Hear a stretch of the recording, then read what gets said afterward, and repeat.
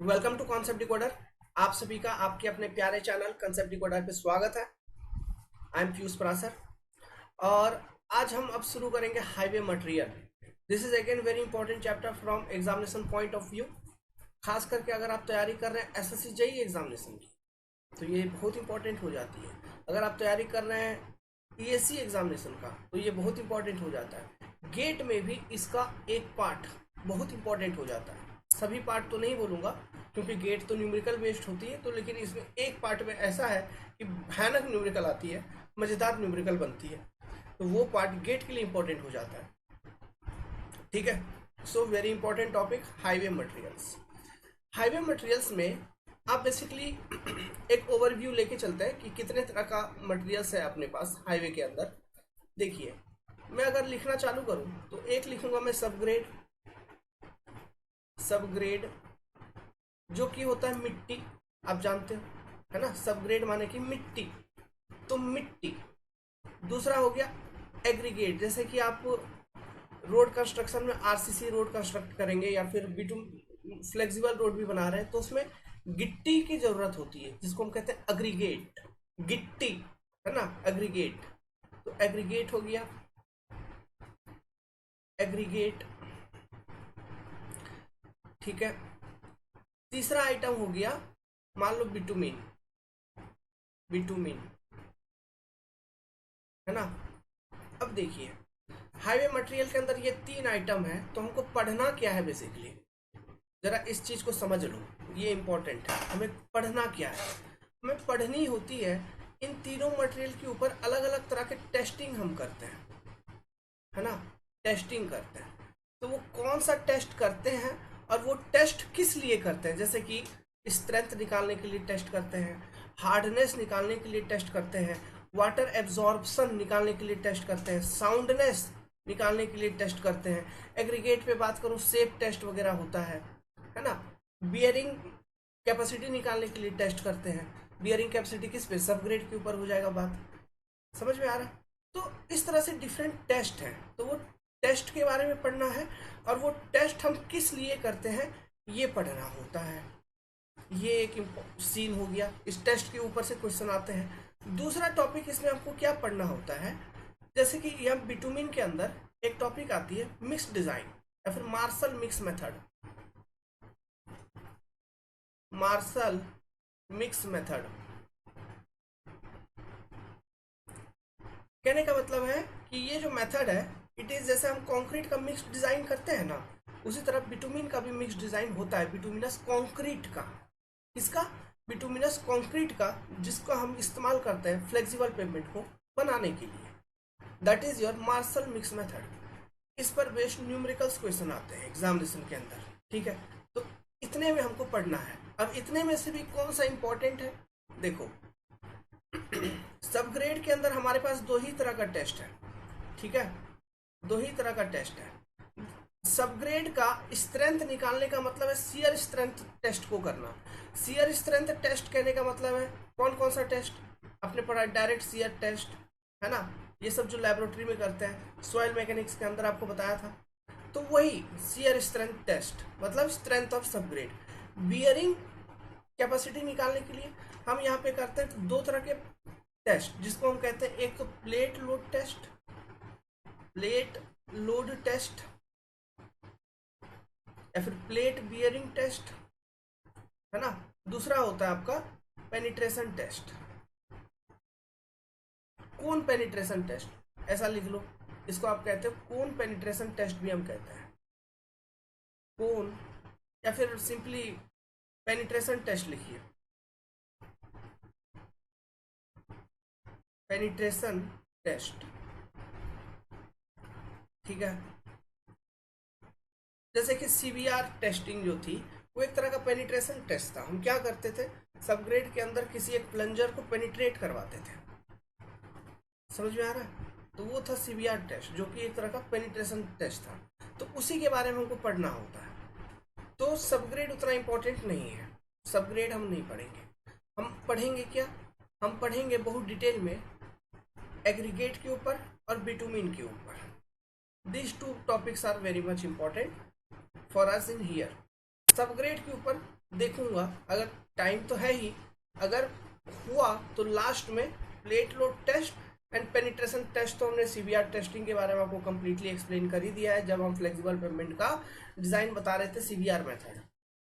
तो सेम वही चीज है ना। प्लेट लोड टेस्ट के बारे में भी हम लोगों ने कहीं ना कहीं डिस्कस कर लिया है, ठीक है। लेकिन एक बार अगर जरूरत लगता है हमको तो हम अलग से इस टेस्ट को बता देंगे लास्ट में, ठीक है। अभी से हम फोकस करेंगे एग्रीगेट और बिटुमिन के ऊपर। सो हेडिंग बनाइए सबसे पहला, testing for road aggregates. Testing for road aggregates.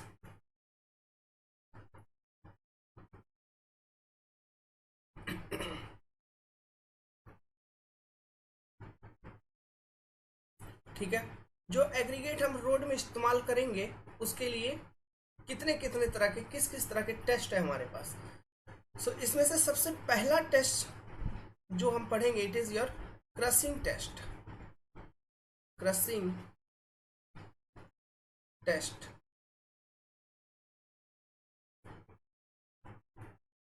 तो क्रशिंग टेस्ट जो है ना, ये एक तरह का स्ट्रेंथ टेस्ट है। स्ट्रेंथ टेस्ट, ठीक है। मतलब क्रशिंग टेस्ट कंडक्ट करने का ऑब्जेक्टिव क्या है, उद्देश्य क्या है, स्ट्रेंथ ऑफ रोड एग्रीगेट का पता लगाना। स्ट्रेंथ ऑफ रोड एग्रीगेट कहने का मतलब है कि आप लोड अगर अप्लाई कर रहे हो तो क्या वो एग्रीगेट उस लोड को ले पाएगा या नहीं ले पाएगा, ये पता लगाना इस टेस्ट का ऑब्जेक्टिव है, जिसको हम कहते हैं क्रशिंग टेस्ट। अब इसको कैसे कंडक्ट किया जाता है ना, इसके ऊपर एक डिस्कशन अभी करता हूँ। तो इसके लिए कुछ फोटोज हमको दिखाना होगा, मैं पहले फोटोज लेके आता हूँ। तो देखिए, आपको यहाँ पे कुछ कुछ फोटोज दिख रहे होंगे, सेटअप एक दिख रहा होगा। इसमें कौन सा चीज क्या है समझिए। आप यहाँ पे देख पा रहे होंगे, दिस आर द एग्रीगेट्स। ये क्या है, एग्रीगेट्स है। ये एक सिलेंड्रिकल कंटेनर जैसा कुछ है, ये एक रॉड जैसा कुछ है ना।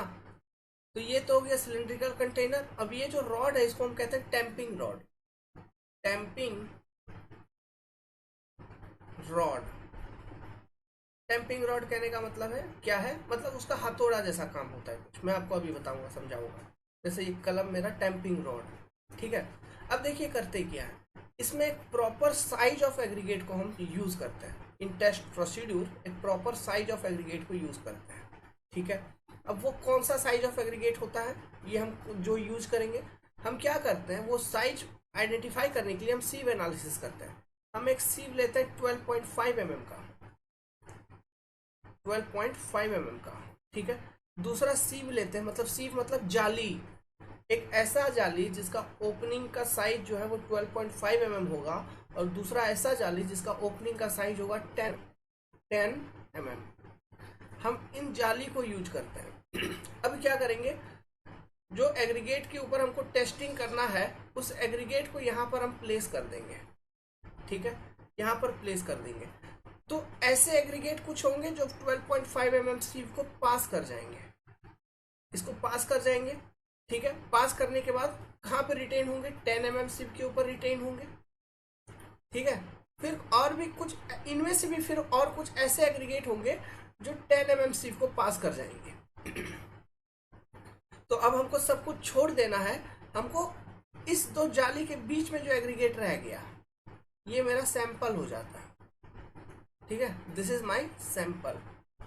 ये सब कुछ लिखने का जरूरत नहीं है, सब कुछ हम लिखवाएंगे, आपको बस पहले समझनी है, ठीक है। मैं आपको टेस्ट प्रोसीड्यूर कंप्लीटली लिखवाऊंगा। ये फोटो वोटो भी कुछ बनाने का जरूरत नहीं है। फोटो भी मैं एक बेसिक सा फोटो, देखो ये कन्वेंशनल राइटिंग में आ सकता है। एग्जाम में अगर आपका कन्वेंशनल क्वेश्चन आता है तो उसमें आपसे इस तरह के मतलब टेस्ट के बारे में लिखने को पूछा जा सकता है, तो उसके लिए मैं आपको लिखवा दूंगा, ठीक है, डायग्राम के साथ, छोटा सा डायग्राम के साथ। अभी बस आप समझते रहिए। तो ये हो गया आपका सैंपल, ठीक है। तो लेट्स सपोज इस सैंपल का W1 kg आपने इस्तेमाल किया था टेस्टिंग में, ठीक है। W1 kg इस सैंपल का आप इस्तेमाल करोगे। सैंपल समझ गए ना, जो 12.5 mm से पास करेगा लेकिन 10 mm के ऊपर रिटेन करेगा, उसको पास नहीं करेगा, दैट इज योर सैंपल। इसको लिया आपने, इस सैंपल को। अब ये जो कंटेनर आपको यहाँ पे दिख रहा है, इस कंटेनर में हम लेयर बाय लेयर भरेंगे। मतलब मान लो ये कंटेनर जो भी टोटल हाइट का है, मान लो 15 सेंटीमीटर हाइट का है, इतना बड़ा है, मान लो इतना बड़ा है, या 30 सेंटीमीटर हाइट का है तो मान लो इतना बड़ा कंटेनर है। तो जितना बड़ा कंटेनर है जो भी है, हम इसको basically layer by layer fill करते हैं। बेसिकली 3 से 4 लेयर में हम इसको फिल करते हैं। छोटा कंटेनर है तो 3 लेयर में फिल करेंगे, है ना। तो 3 लेयर में फिल करने का क्या मतलब है, मान लो एक लेयर ऑफ एग्रीगेट आपने इतना यहाँ तक भर दिया। यहाँ तक भरने के बाद ये जो रॉड आपको दिख रहा है ना, टेम्पिंग रॉड, इस रॉड को लेके हम उसको 25 बार मारेंगे, उसमें कॉम्पैक्ट करेंगे। किया होगा लेबोरेटरी के अंदर, 25 बार टेम्पिंग करेंगे, ठीक है। 25 नंबर, ओके, 25 बार, 25, अब 26 भी हो जाए, 30 भी हो जाए, कोई दिक्कत नहीं है, लेकिन मिनिमम 25 बार करना ही करना है। 25 बार किया, फिर दूसरा लेयर भरा, फिर 25 बार धुरमुस देंगे, 25 बार, है ना। फिर तीसरा लेयर, फिर 25 बार धुरमुस दो, टेम्पिंग करो। इस तरह से बेसिकली 3 लेयर में इसको फिलअप करते हैं। 4 भी करो, जितना उतना अच्छा है जितने लेयर्स में आप फिलअप करोगे, ताकि एक प्रॉपर कॉम्पैक्शन अचीव हो। ये करते हैं क्यों, मतलब रोड में जो एक्चुअल स्टेट में आपका मटेरियल है, वो स्टेट को हम यहाँ पे अचीव कर पाए, उस कॉम्पैक्शन स्टेट को हम अचीव कर पाए। समझ में आ रहा है, इसलिए हमको यहाँ पे कॉम्पैक्ट करनी होगी एग्रीगेट को। तो ये आपने कॉम्पैक्ट कर दिया, ये सिलेंडर में फिल कर दिया। तो अब ये सिस्टम को उठा के, ये जो सिस्टम है उसको उठा के यहाँ पे देखो, ये जो मशीन है, it is your compression testing machine. Compression testing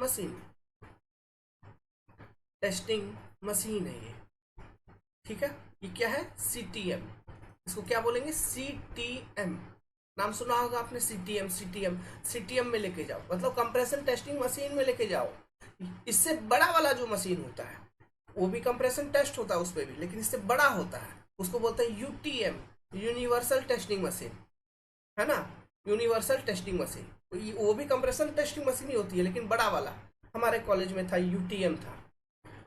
अब देखो, तो ये है CTM नॉर्मली। अच्छा, ये जो रूल फॉलो करता है, ये ASTM का रूल फॉलो करता है, American standard of testing material, ASTM, ठीक है। ASTM का रूल को फॉलो करता है। अब देखिए क्या करेंगे, तो ये जो सिस्टम है जिसमें आपने कॉम्पैक्टेड एग्रीगेट को भरा था, इसको लाके यहाँ पे आप प्लेस कर दीजिए, है ना। मतलब लोडिंग प्लेटफॉर्म पे आप लेके आइए उसको। एक्चुअली क्या है, थोड़ा सा हमारा बोला था मैंने, तबीयत खराब है तो बोलने में थोड़ा दिक्कत हो रहा है। एक्चुअली गला बहुत फंस गया है, खांसी हो गई, सर्दी हो गई, अभी सर दर्द दे रहा है। विक्स लगाया हुआ हूँ, विक्स पकड़ के बैठा हूँ पढ़ाने के लिए, देखो हार्ड पावर वाला विक्स है, कोई असर नहीं हो रहा है, ये सब फालतू का चीज़ है। हाँ, तो क्या बोल रहा था, तो हम क्या करेंगे, उस पूरे सेटअप को इसके अंदर डाल देंगे, ठीक है। और हम धीरे धीरे इसके ऊपर लोड लगाना शुरू करेंगे। धीरे धीरे कहने का मतलब है, एक टर्म अंग्रेजी में कहते हैं उसको ग्रेजुअली, मतलब समय के साथ धीरे धीरे लोड लगाएंगे। अब वो धीरे धीरे लगाने का क्या मतलब है, कितना धीरे लगाएंगे, इसके लिए भी एक रूल है हमारे पास, एक नियम है, ठीक है।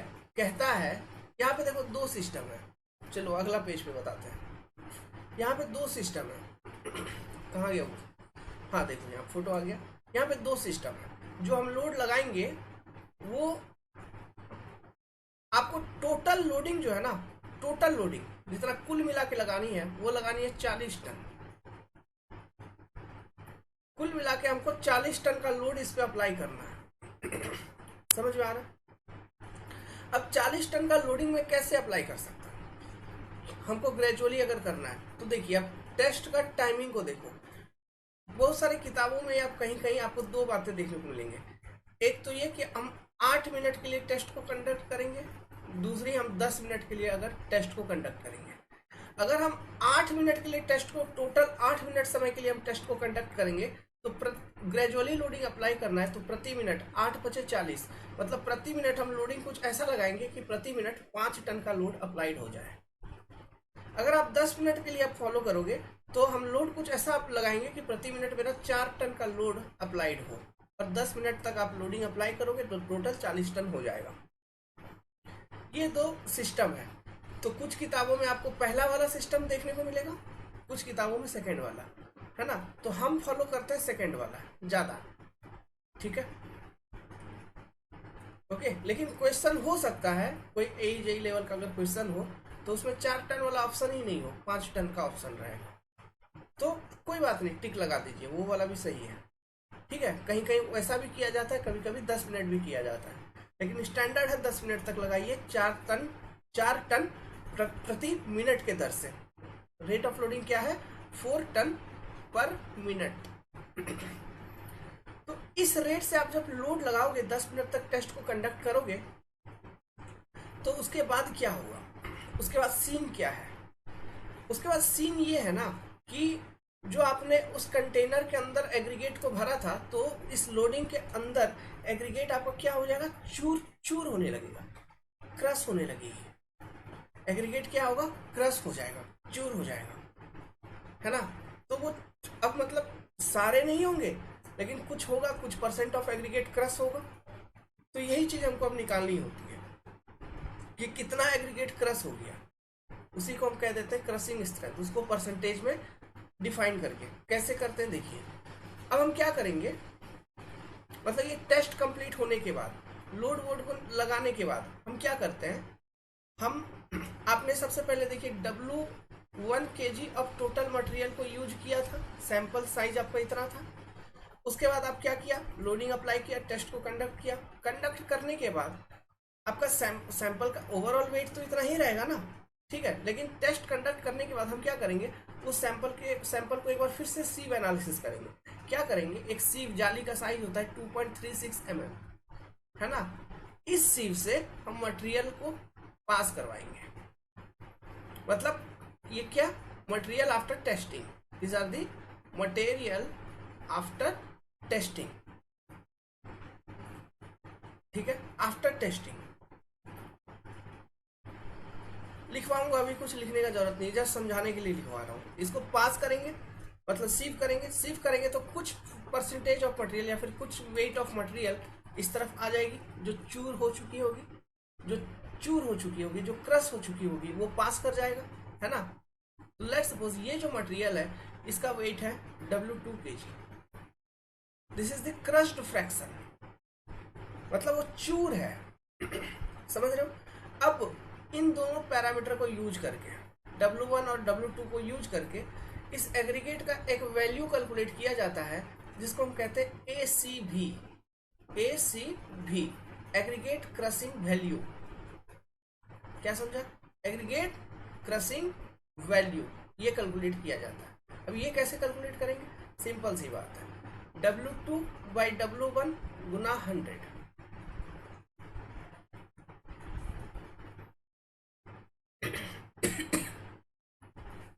W2/W1 गुना 100। इसका मतलब क्या हुआ?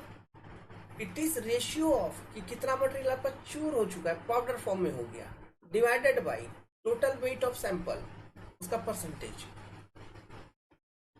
तो मान लो अगर मैं आपसे सवाल पूछूं कि एग्रीगेट क्रशिंग वैल्यू ACV अगर ज्यादा है किसी एग्रीगेट का, तो वो एग्रीगेट अच्छा है ना बुरा है? बुरा है। मतलब लोड कैरिंग कैपेसिटी उसकी कम है, कमजोर एग्रीगेट है, मजबूत उतना नहीं है। क्यों? क्योंकि अंडर एप्लीकेशन ऑफ लोड वो अधिक चूर हो जाएगी, इसलिए तो परसेंटेज ज्यादा निकलेगा। समझ में आ रहा है बात? ठीक है। तो ये क्वेश्चन भी आपसे पूछा जाएगा, ये लॉजिक कि ACV ज्यादा तो मटेरियल अच्छा ना बुरा, तो ACV ज्यादा तो मटेरियल बुरा, ACV कम तो मटेरियल गुड। सो अब देखिए अब यहाँ पे कोड का बात आता है, इंडियन स्टैंडर्ड कोड का बात आता है। कोड कुछ अपना स्पेसिफिकेशन यहाँ पे प्रोवाइड करता है। अब वो स्पेसिफिकेशन क्या प्रोवाइड करता है वो तो हम लिखवा देंगे, बात की बात है। एक मिनट हो जाइए। वेल वो जो कोडल प्रोविजन है वो तो हम लिखवा ही देंगे, लेकिन उससे पहले कुछ बात आप लॉजिक लगाओ, यहाँ पे लॉजिक समझो। वेस्टागार्ड कह रहा हूँ, मैकाडाम का एनालिसिस को देखो। मैकाडाम ने क्या दिया था? मटेरियल का डिस्ट्रीब्यूशन दिया था रोड के अंदर डिपेंडिंग ऑन स्ट्रेस वैल्यू, है ना। जैसा जैसा स्ट्रेस आएगा, स्ट्रेस डिस्ट्रीब्यूशन जैसा जैसा आएगा, उतना स्ट्रेंथ का मटेरियल हम प्रोवाइड करेंगे। तो ये मान लो रोड है, ये व्हील, तो स्ट्रेस डिस्ट्रीब्यूशन कुछ ऐसा उन्होंने दिया, 45 डिग्री 45 डिग्री, 45 डिग्री 45 डिग्री मान लो, या फिर अप्रोक्सीमेट इसको थीटा मान लो, कोई भी एक स्ट्रेस डिस्ट्रीब्यूशन एंगल। तो आप देख पा रहे हैं कि अगर हम मटेरियल का लेयर डिफाइन कर दें, ये टॉप लेयर हो गया, ये उसके नीचे वाला लेयर हो गया, ये तीसरा उसके नीचे वाला लेयर हो गया। तो आप देखिए at layer 1 cross section area A1, यहाँ पे A2, इधर A3, लोड का वैल्यू है P, है ना। तो स्ट्रेस का वैल्यू यहाँ पे मान लो सिग्मा 1, इधर मान लो सिग्मा 2, इधर मान लो सिग्मा 3। तो स्ट्रेस का वैल्यू सबसे ज्यादा स्ट्रेस किधर है, सिग्मा 1 सबसे ज्यादा होगा, मतलब इसमें स्ट्रेस में ऑर्डर क्या होगा, sigma 1 greater than sigma 2 greater than sigma 3। क्यों, स्ट्रेस का वैल्यू क्या होता है, P/A1, P/A2 ऐसा, P/A3 ऐसा। तो जैसे जैसे आप नीचे की बॉटम के ओर बढ़ेंगे, मटेरियल का लोड कैरिंग मतलब स्ट्रेस वैल्यू जो रिक्वायर्ड होगा, है ना, वो कम होगा। मतलब लोड डिस्ट्रीब्यूशन एंगल बढ़ रही है, क्रॉस सेक्शन एरिया बढ़ रहा है ना, गला फंस गया, क्रॉस सेक्शन एरिया बढ़ रहा है, तो इसलिए स्ट्रेस की मैग्नीट्यूड आपकी कम हो रही है। तो मेरे को ये बताओ, इसलिए जो मटेरियल का मजबूती होना चाहिए, है ना, जो लोड कैरिंग कैपेसिटी होना चाहिए, टॉप लेयर में जो मटेरियल हम प्लेस करेंगे उसका अधिक होना चाहिए एज कम्पेयर टू उसके नीचे वाला लेयर का, है ना। सो एग्रीगेट क्रशिंग वैल्यू, अगर मैं बोलूँ कि टॉप लेयर में अगर कोई मटेरियल यूज कर रहा हूँ तो उसका एग्रीगेट क्रशिंग वैल्यू अच्छा होना चाहिए, ज्यादा होना चाहिए, कम होना चाहिए। क्यों, एग्रीगेट क्रशिंग वैल्यू अगर ज्यादा है तो मटेरियल खराब है, और एग्रीगेट क्रशिंग वैल्यू कम है तो मटेरियल अच्छा है। समझ में आ रहा है, तो ये लॉजिक पूछा जाएगा। टॉप लेयर में एग्रीगेट क्रशिंग वैल्यू कम या ज़्यादा, तो ऑब्वियसली कम। क्यों, अगर ज़्यादा होगा तो मतलब मटेरियल खराब है, तो इसलिए सरफेस कोर्स के लिए एग्रीगेट क्रशिंग वैल्यू अलग होता है। फिर उसके नीचे वाले लेयर्स बेस कोर्स मटेरियल के लिए आपका एग्रीगेट क्रशिंग वैल्यू का अलग होता है परसेंटेज, मतलब एग्रीगेट क्रशिंग वैल्यू कितना होना चाहिए। सरफेस कोर्स के लिए समथिंग 30% तक अलाउड है, बेस कोर्स के लिए समथिंग 45% तक अलाउड है। समझ में आ रहा है, ठीक है, ये लॉजिक बतानी थी बस। चलिए, अब होप कि टेस्ट को आपने समझ लिया है। अब इसका प्रोसीड्यूर वगैरह लिखवा देता हूँ। एक्चुअली तबीयत अच्छा नहीं लग रहा है, इसलिए थोड़ा सा दिक्कत हो रहा है। प्रोसीड्यूर लिखवाना चालू करते हैं। तो मैं ये सब डिलीट कर देता हूँ, अब तो हो सकता है शायद वीडियो को पॉज करके लिख ही लेंगे। तो हम क्या लिख सकते हैं, देखिए, कन्वेंशनल राइटिंग भी बहुत इंपॉर्टेंट है। बहुत सारे स्टूडेंट आप सब में से ऐसे होंगे जो हिंदी मीडियम से होंगे, तो इंग्लिश मीडियम में तैयारी करना मुश्किल होता है। एग्जामिनेशंस में थियोरेटिकल क्वेश्चन आ जाएंगे तो लिखना दिक्कत होता है। तो देखिए, हम स्टेप बाय स्टेप लिखेंगे ना तो हमें कोई दिक्कत नहीं होगा। अगर हम समझे हुए हैं चीज़ों को तो हमें कोई दिक्कत नहीं होगी, ठीक है। जैसे कि क्रशिंग टेस्ट के बारे में जितना मैंने आपको समझाया उसी चीज़ को मैं लिखता हूँ, ओके। तो ये उसका सेटअप का डायग्राम है, होप कि आप डायग्राम समझ पा रहे हैं, है ना। ये देखिए, ये सिलेंड्रिकल मोल्ड है, इसमें आपने एग्रीगेट को भर दिया, दिस इज योर प्लंजर, है ना। जिस और ये एग्रीगेट को भरा है तो लेयर्स में आपने फिल किया है, ठीक है। जनरली 3 लेयर्स में आपने फिल किया है इसको। खैर, तो देखिए, तो हम पहला पॉइंट ये लिखेंगे कि it is a type of strength test for aggregate, strength test for aggregate, road aggregate,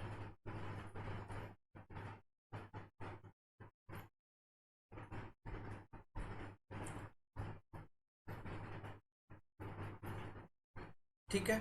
ये हो गया पहला पॉइंट। दूसरा पॉइंट क्लियर करता हूं इसको, सेकंड पॉइंट हम ये लिखेंगे, मतलब sample, sample size,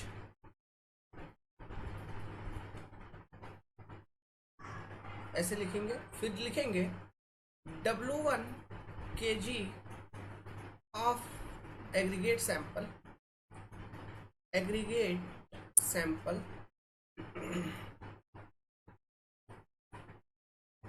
is taken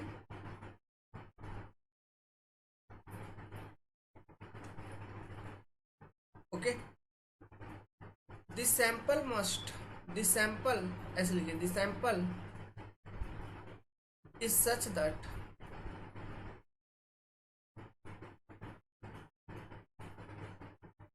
it passes it passes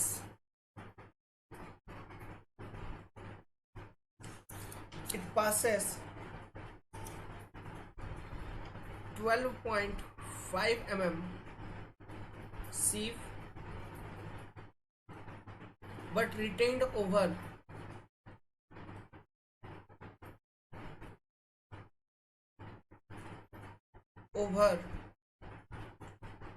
10 mm sieve,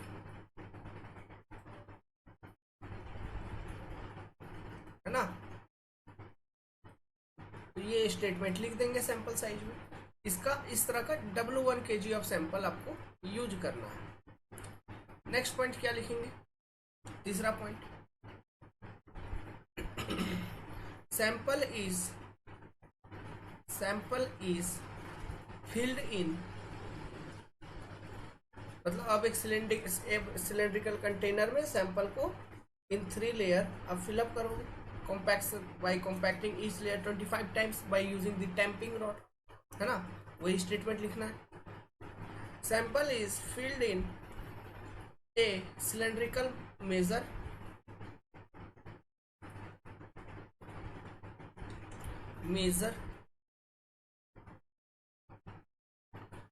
मतलब सिलेंड्रिकल माप, मेजर मतलब माप, मतलब एक कंटेनर। Sample is filled in a cylindrical measure in 3 layer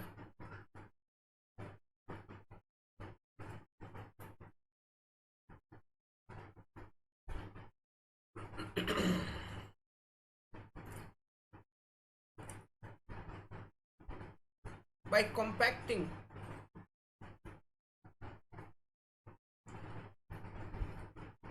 each layer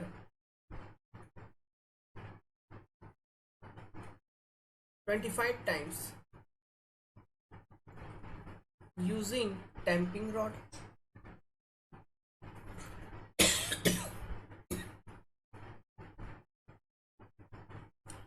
using tamping rod।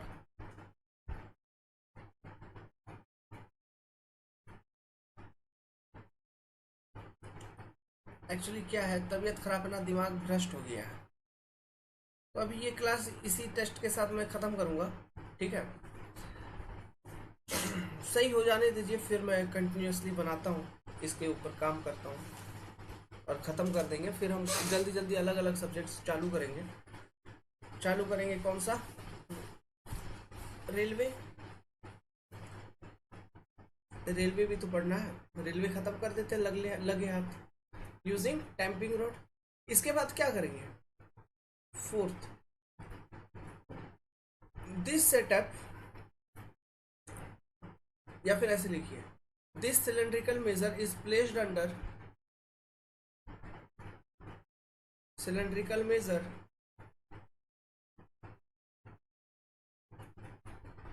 is placed under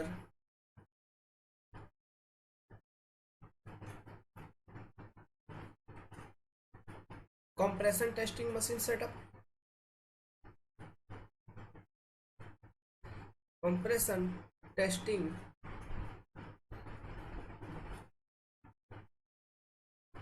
machine setup, ठीक है। Fifth, load is applied gradually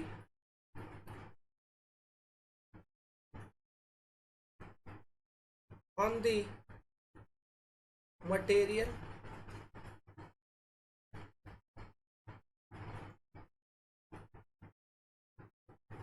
इसी में लिखिए, total 40 ton of load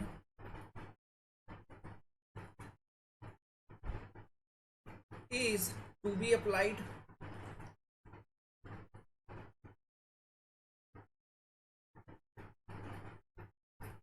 at the rate 4 ton per minute। Clear है? तो 4 ton पर minute मतलब 10 minute के लिए टेस्ट को आप कंडक्ट करोगे। Next 5th point, after completion of test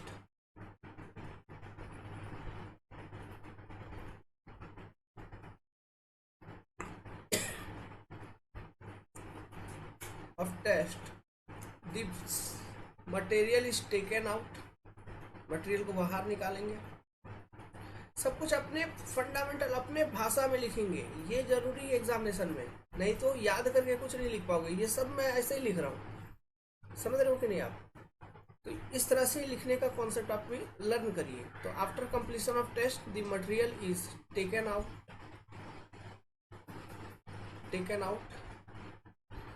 and sieve analysis is conducted. Sieve analysis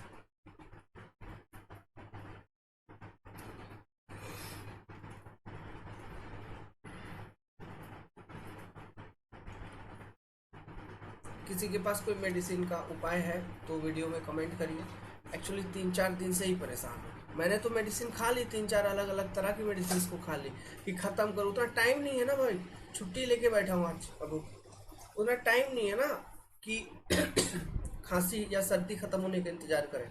corona वोरोना नहीं है, लेकिन क्या करें, वो तो सर्दी उतना नहीं है, नाक वाक नहीं बह रही है, लेकिन दिक्कत क्या हो रहा है, बोलने में दिक्कत हो रहा है। यहाँ पे हरदम खराश रह रही है। विक्स विक्स सब खा लिए, जो भी आप सोच सकते हैं नॉर्मली खा चुके हैं। अब इंतजार करूंगा नेचुरली खत्म होने का। After completion of test the material is taken out and sieve analysis is done using 2.36 IS sieve, Indian standard, सब इंडियन स्टैंडर्ड सिव, ठीक है, वो भी इंडियन स्टैंडर्ड था। इससे पहले जो सिव लिखवाए थे 12.5 और 10 वो भी इंडियन स्टैंडर्ड थे, ठीक है। सो यहाँ पे ऐसे एक ड्राइंग बनाइए, ये एग्रीगेट को दिखाइए, ये लिखिए W1 kg, तो ये लिखिए 2.36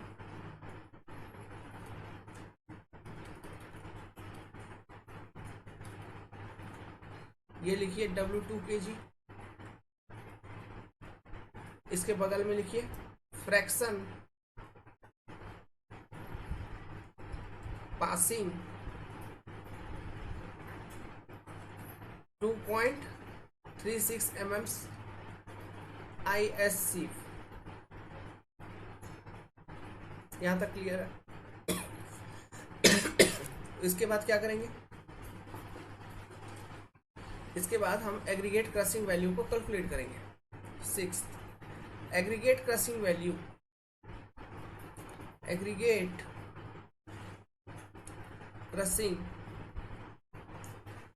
value is calculated as follow.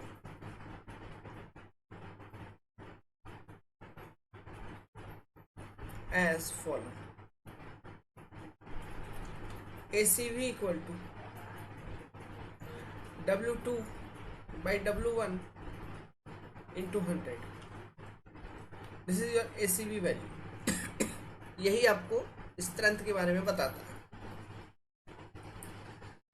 ACV ज्यादा तो पुअर एग्रीगेट,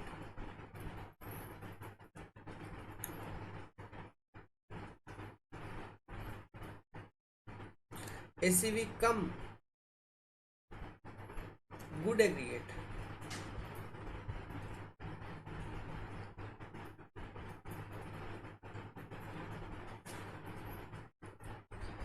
तो ये जनरल बात बता रहा हूं,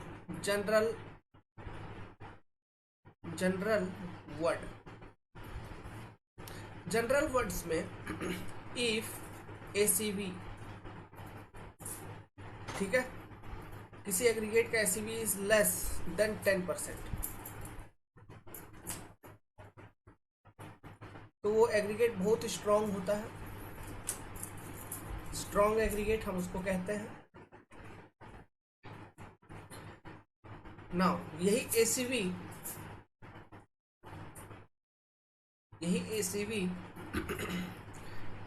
इज ग्रेटर देन 35%, तो उसको हम वीक एग्रीगेट कह देते हैं। वीक एग्रीगेट, ये जनरल बात हुई, ठीक है। अब अपना जो कोड है वो कुछ सजेशन देता है, IS कोड सजेशन या फिर IRC सजेशन, ऐसे लिख लो ना, IRC कोड सजेशन।